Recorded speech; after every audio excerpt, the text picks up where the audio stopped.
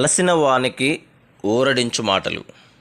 సహోదరుడు భక్తసింగ్ గారి పరిచర్య నుండి సేకరించిన అనుదిన ధ్యానములు. నీ మాటలు నాకు దొరకగా నేను వాటిని భుజించి తిని గనుక నీ మాటలు నాకు సంతోషమును నా హృదయమునకు ఆనందమును కలుగజేయుచున్నవి. ఇర్మియా గ్రంథము 15వ అధ్యాయము 16వ వచనము. పరిశుద్ధ గ్రంథము దేవుని వాక్యము. అందు మన ఆశీర్వాదము కొరకు జీవపు మాటలు కలవు. అది మనకు జ్ఞానమును వివేచనను అనుగ్రహించును. పరిశుద్ధాత్మ మనకు బైబిలును వివరించును. కానీ కొంతమంది మాత్రమే బైబిల్ను చదువుటకు ఇష్టపడెదరు. పరిశుద్ధ గ్రంథమును చదువుటకు 3 విధానములు కలవు. ఒకటి విద్యావేత్త వలె, మరొకటి సీతాకోక చిలుక వలె, మూడవది తేనెటీగ వలె చదువుట.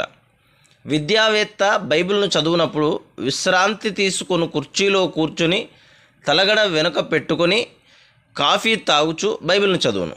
ఇటువంటి వారు ఎంతో సమాచారమును పొందుదురు కానీ వారి జీవితములలో ఎటువంటి మార్పు ఉండదు.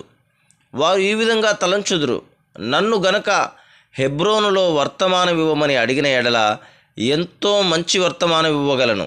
దానిని నా భార్య ఎంతగానో మెచ్చుకొనగలదు. రెండవ తెగవారు బైబిలును సీతాకోక చిలుక వలె చదువుదురు. అనగా ఒక పుష్పము నుండి మరొక పుష్పమునకు, ఒక తోట నుండి మరొక తోటకు ఎగురునట్లు కొందరు తమకిష్టమైన పుస్తకములను లేక అధ్యాయములను, కీర్తనలు 23 కానీ, యెషయా 53 కానీ, మత్తయి 5వ అధ్యాయం కానీ మొదలుపెట్టి ఇంకొక ఇష్టమైన భాగం చదివేదరు. మరికొందరైతే తేనెటీగ వలె బైబిల్ చదువుదురు. తేనెటీగలు తేనె కొరకు పువ్వు నుండి పువ్వునకు తిరుగుచు తేనె పట్టు చేరును. అలాగే అన్ని తేనెటీగలు తేనె పట్టులో తేనెను చేర్చును.